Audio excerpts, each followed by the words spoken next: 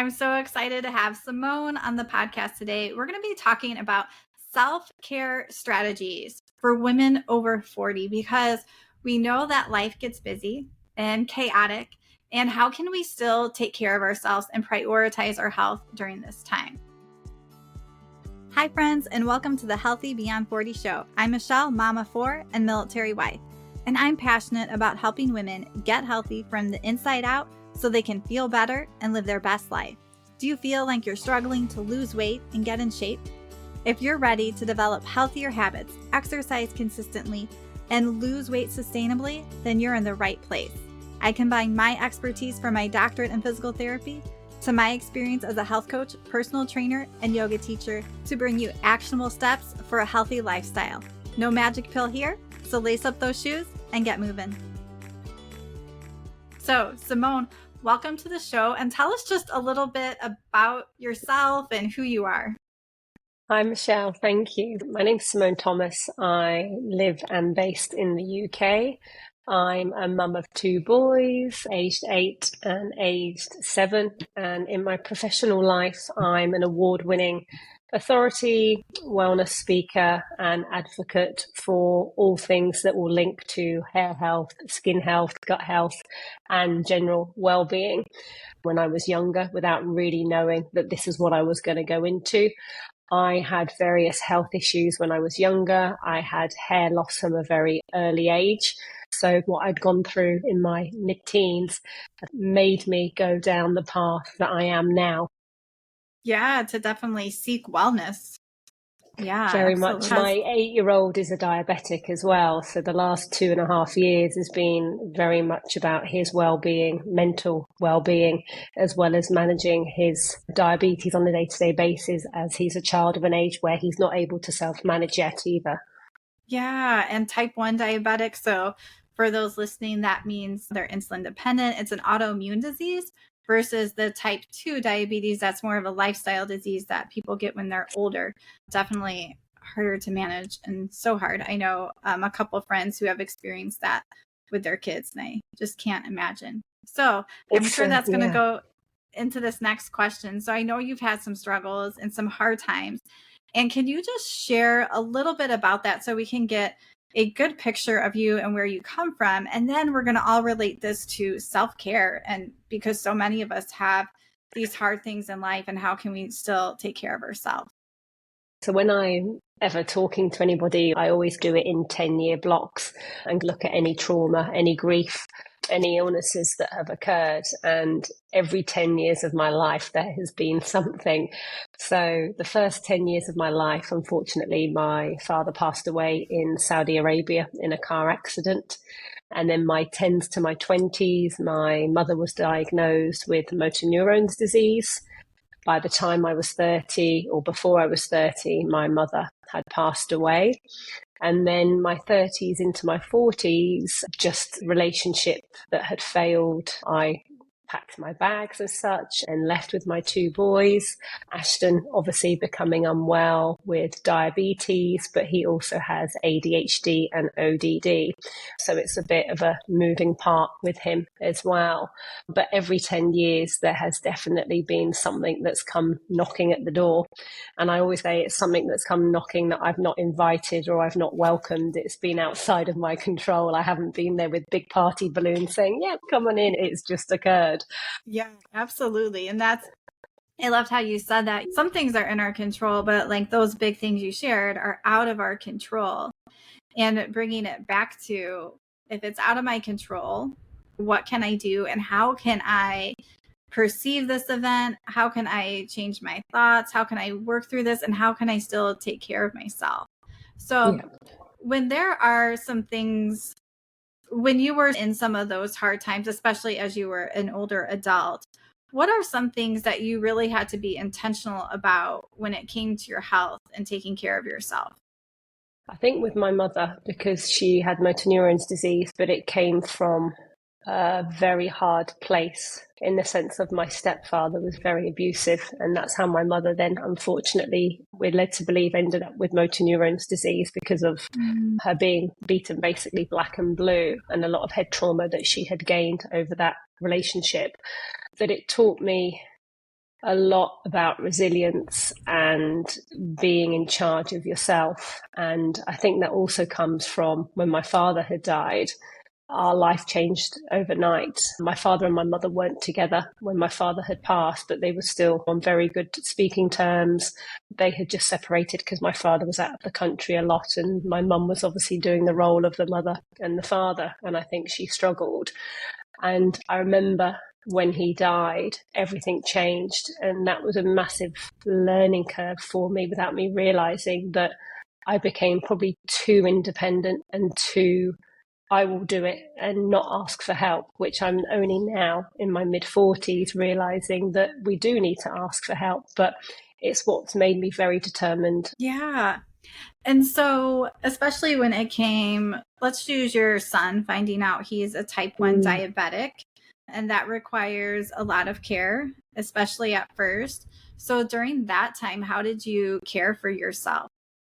God, there was a lot. There's a lot that went on. That was such a key moment for me when he was diagnosed, because the day that he was diagnosed was the day that I decided to end my relationship with their father because we were just let down. I then was also going through early menopause, so I was dealing with all these moving parts. It was a really tough part of that whole thing. But what I had said to myself when the day that Ashton got diagnosed is that even though my background is what I do, I'd never really dealt with anybody that was diabetic. But I realized that I've just got to take a step back, not work as hard as I was. I was really investing in my health and being through food. I know how important sleep is, water, moving, nutrition and supplements, because I own a supplement company as well.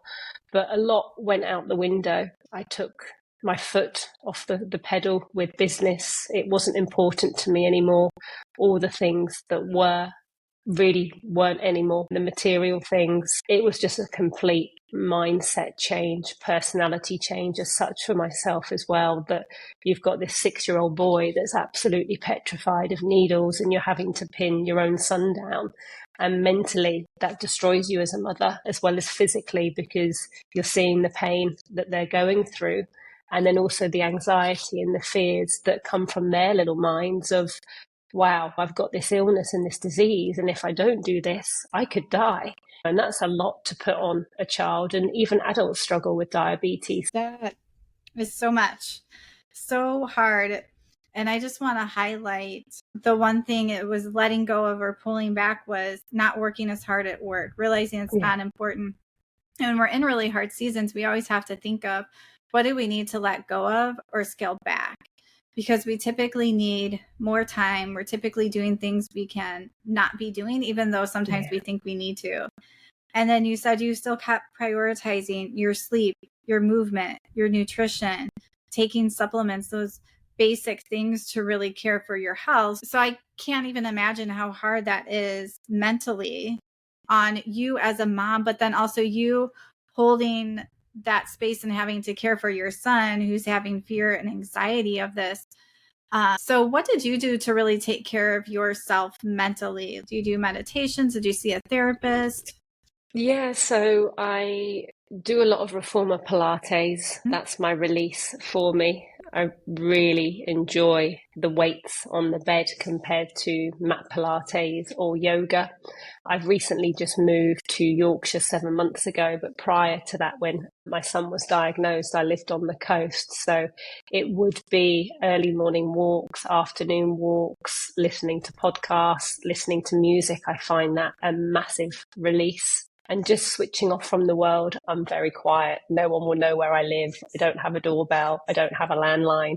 I put my phone on silent, and that is my private time of me in a box as Simone mum, not Simone Thomas the brand or Simone Thomas the wellness expert. There's only so much you can give. And I realized that the people that are in my life now are the only people I can give to, and everything else is going to have to go on hold apart from me and my sons. And I've just really focused on being the best mum for them. So I've had a massive shift the last 2 years and I've enjoyed it. Don't get me wrong, at times I've cried, I'm tired, I feel worn out. But again, it always comes back to everything that you talk about and everything that you advocate.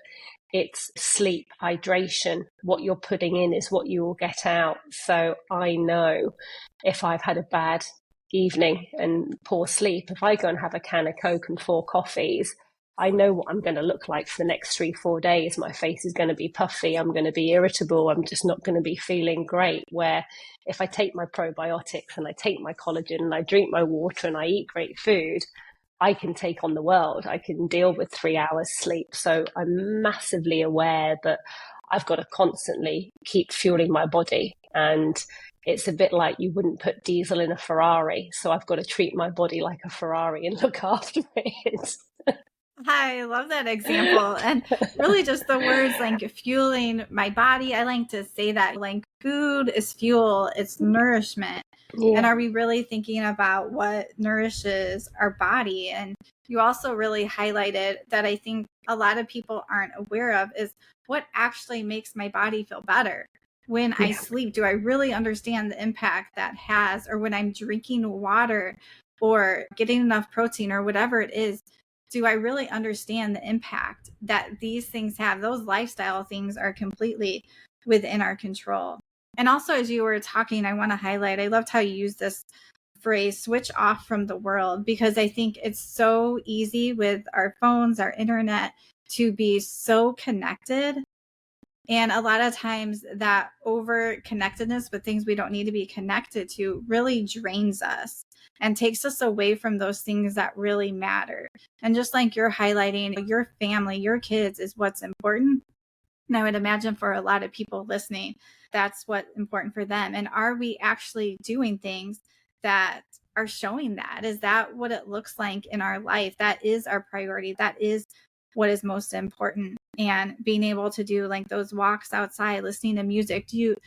For the people listening, do you know your list of things that help you to care for yourself and make you feel better? What puts you in a better space mentally? It might be a little bit different for all of us, but a lot of times movement, being outside, really being able to switch off from the internet, a busy to-do list or whatever it is, can be really helpful. And I treat myself to like a lymphatic massage, which just to me, it gets moving negative energy and that touch, that sense, that feel of a therapist that you've grown close with that knows your highs and your lows in your body. They're like treats that I give myself to make me stronger, to be able to deal with external stresses or the stresses that come from being a business owner or a mum or not being able to go out and see friends. I have to be home every night. Ashton suffers with a lot of anxiety and a lot of fear still of dying. So my day-to-day routine has changed so much that I am home with him pretty much every evening to put him to bed. So you've had to give your life away for a period of time. But when I look at it in the slots of the 10-year cycles that I talked about earlier, if that's what it's got to be for the next 10 years till he's 18, then those 10 years are going to go so quick as parents that we don't see what we've got when they're so young. That's a massive vision that gets me going every day to visualize where they're going to be in 8 to 10 years' time. Yeah. And I think sometimes too is when we're in a struggle with something, we can't see the outcome. So you can't see how he's going to be as an adult on his own. But I'm sure there's so much hope and things can be so wonderful. And we just can't see it when we're in a struggle. And sometimes that waiting can be long and we have to be patient. But I love your view on it. I also want to highlight you treat yourself with a massage. Lots of people like to always use food as a treat. So I think that's a great one because there's so many benefits to massages, but treat yourself with something that is actually good for you. That would actually be a treat for your body. We also crave physical touch. That's how, we were created. During all seasons, I think we all have different struggles, even if we aren't in a particularly hard season. But tell me some of the things that you are struggling with currently in your life. I would say has been really difficult the last 6-7 months for myself because I'm navigating everything to do with my 2 boys on my own, which was never meant to be the plan. I've been able to reopen my heart. I've rebuilt myself internally after the loss and the betrayal. Like we said earlier, I took myself offline for 2 years. But what the last year has definitely taught me, and the hardest part is rebuilding my inner self, my confidence. What am I inside? And I have definitely struggled with that for years. I've been to, they call it color therapy with a therapist. Yeah, absolutely. And so for people who are listening, what would you say are some of your top self-care strategies or tips for women to start with when they're really in a place of not taking care of themselves, but they know that they need to? So my kind of foundation or restorative approach for myself, or what I talk about, is sleep is always going to be my number one. It's free. It doesn't cost anything, but it's so interesting how many people have such poor sleep or don't make their bedroom a bedroom that's inviting or a place that they want to go and have sleep. But all of us love going to a hotel. We walk into the room, we think, oh my God, that looks amazing. I can't wait to get in that bed tonight. And that's how we should have it at home. And as poor sleep will lead to so many autoimmune or energy spirals, that if you're not having that as your basic of your foundation, like building a house, everything else is going to crumble. It's like not having the cement. Diet, nutrition, looking and replacing some things by supplements, because unfortunately the world that we live in with the food that we eat is just manufactured at such an alarming rate that we're not able to necessarily absorb the nutrients and the minerals that our great ancestors were able to. And a lot of us are living a very fast life of fast food or convenience meals. So for me, again, yes, okay, it costs to eat well, but it's all about being mindful. And then exercise, we talk about getting 10,000 steps a day. That's maintenance. That's like putting fuel in your car. That's not exercise. That's just like brushing your teeth. But many people just use 10,000 steps a day as their exercise program. So for me, that is just a standard. It's like brushing my teeth in the morning and of an evening. And when you do go through trauma or hard times, you soon realize who that core group is. So it's a bit like a killing exercise. It's being hard of who really is your true friends, family that are going to help you moving forward, that are going to be in line with your energy, your visions, that are going to boost you up and want to raise you more, who's going to help you be healthy and thrive, and who's going to bring you confidence. It's about doing and surrounding yourself with everything that you do that really does make you feel full of energy, whether it's from a actual energy point of view or from a, wow, I really can't wait to see them tonight, and that real buzz that it creates as well. Yeah, absolutely. So I just want to highlight a few of those that you said. So working on our sleep, our diet and nutrition, our exercise, and your 10,000 steps, I like to just refer to that as movement. So we need that movement, plus we need that exercise where we're working those muscles. And really that last piece, talking about connection and having that support system in place, can make such a big difference. And we are who we are around. That's who we become more like. So I don't think it's selfish, but we really need to look at who we are putting ourselves around. Who are we spending time for? And what impact is that having on us? Because all things have an impact on us. The things we watch, the music we listen to, all those, the people we're around have an impact. And are we really aware of that impact it's having? And is that for our good, or is it not for our good? And it's something we can control for the most part. For most people, we have a choice of who we're around. Sometimes those are hard decisions, but that is within a thing that's within the bubble of choice. Simone, I'm going to put your links in the description, but feel free to leave any last remarks or anything about you that you want to share. So as I've mentioned earlier, I own a supplement company, which is Simone Thomas Wellness. We're based in the UK, but we're also based in America. And that was built on years of trust and years of customers coming to us and us knowing that there wasn't clean products that were able to fix a number of issues. And it's what I live and breathe every day, not just because my son's now diabetic and he's under the autism spectrum, but I want to live a fulfilling life and feel healthy at 50, and I want to feel sexy at 60, and I still want to have energy when I'm 70. All of us as women are all going to go through these things at some point, whether it's in the menopause or weight gain because of HRT or trauma. And it's about supporting one another, if that makes sense as well. Mm-hmm. Yeah, absolutely. All right. I will have those links in the description. I hope you guys all connect with Simone. And I hope that everyone just takes away a little something from today and turns it into, by reflecting on themselves, what do I need to do to take care of myself better? Is there something I need to let go of? Is there something I need to add in? Do I need to look at those relationships? And remember, friends, start small. We don't have to do it all at once. Yeah. Pick that first thing to start with.